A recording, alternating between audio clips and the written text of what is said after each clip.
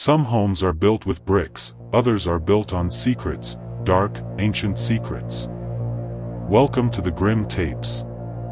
Tonight, we bring you one of the most disturbing, heavily documented cases of demonic possession in modern American history. This isn't folklore. This isn't some urban legend whispered around a campfire. This is a story backed by official police reports, medical records, and eyewitness accounts, including that of a seasoned social worker, hospital staff, and even the police chief himself. Tonight, we take you inside the Demon House, a small, unassuming rental property in Gary, Indiana, that unleashed pure evil. If you think you've seen everything, think again. Turn off the lights, put on your headphones, and get ready. This is the horror of the Demon House. Chapter 1, The Beginning. In 2011, LaToya Ammons, a single mother of 3, moved into a modest rental home at 3860 Carolina Street in Gary, Indiana. From the outside, the house looked like any other on the block, old, quiet, weather-worn. But the nightmare began almost immediately. LaToya reported strange occurrences. Swarms of black flies appeared on the porch, in the dead of winter. Heavy footsteps echoed in the basement.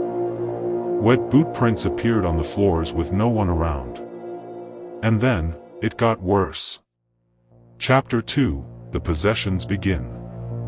Within weeks, LaToya's children began to change.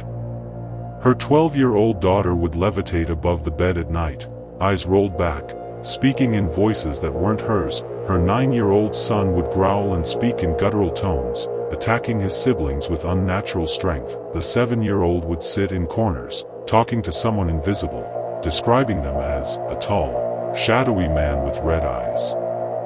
LaToya, a religious woman, prayed and fasted. But nothing worked. The family sought help from doctors, priests, and social workers. Each time, things got stranger. Chapter 3, The Witnesses Speak. This is where the story becomes almost unbelievable, because professionals began to witness the horror firsthand. A DCS, Department of Child Services, caseworker reported seeing the youngest boy walk backward up a wall, flipping over his grandmother. Nurses and hospital staff confirmed the same thing. A family doctor reported the children appeared to be under a spell or curse. Even the police were baffled.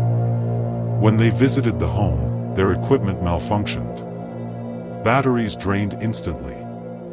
One officer's audio recorder captured a deep, growling voice that wasn't heard in real time. They called in a priest.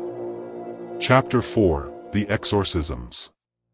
Father Michael Maginot, a local Catholic priest, was called in to investigate. After interviewing the family and witnessing the chaos, he declared this was no hoax, this was a full demonic infestation.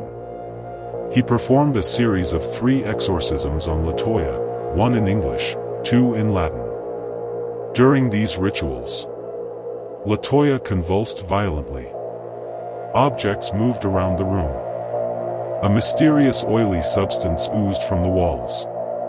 Despite the efforts, the house remained cursed. Even Father Maginot stated, "I believe this house was a portal.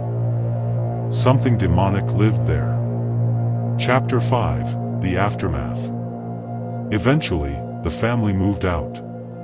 But the horror didn't end there. The landlord, tired of the attention, sold the house to a filmmaker, none other than Zach Bagans, host of Ghost Adventures, that he documented everything in a film titled Demon House. Zach claimed that even his own crew members were affected. One quit mid-filming. Another developed organ damage. A cameraman lost his eyesight temporarily. Zach himself reported nightmares and oppressive energy for months. In the end, he did something shocking. He demolished the house. Chapter 6, Theories and Doubts. Of course, not everyone believes the story. Skeptics argue that the family may have suffered from psychological trauma or illness. Some claim it was all a publicity stunt. But ask the police chief, ask the hospital staff, ask the priest. All of them, unrelated, unrehearsed, gave the same terrifying details. Can that many people be lying? Or was something ancient hiding behind those walls? Chapter 7, The Deeper Question. Demonic hauntings like this one aren't just isolated events. They raise profound questions. What are demons really? Are they spiritual entities, or manifestations of human darkness? Do certain places act as gateways, portals where the veil is thinner? The demon house forces us to face the possibility that evil is not just metaphorical, it can take form, have intent, and choose victims. Questions for you. Now it's your turn. Do you think the demon house was truly possessed, or a case of mass hysteria? Have you ever entered a place that felt wrong? Would you spend a night inside the demon house, if it still stood? Share your answers in the comments, we read every one of them. If this story made your skin crawl, there's plenty more where that came from. We uncover true horror, real encounters, and the darkest secrets from around the world, every single week. So if you're into creepy, disturbing, and utterly real stories, like this video, comment your thoughts and subscribe to the Grim Tapes for more tales that'll keep you up at night. Until next time, don't look under the bed. And never answer the whispers in the dark.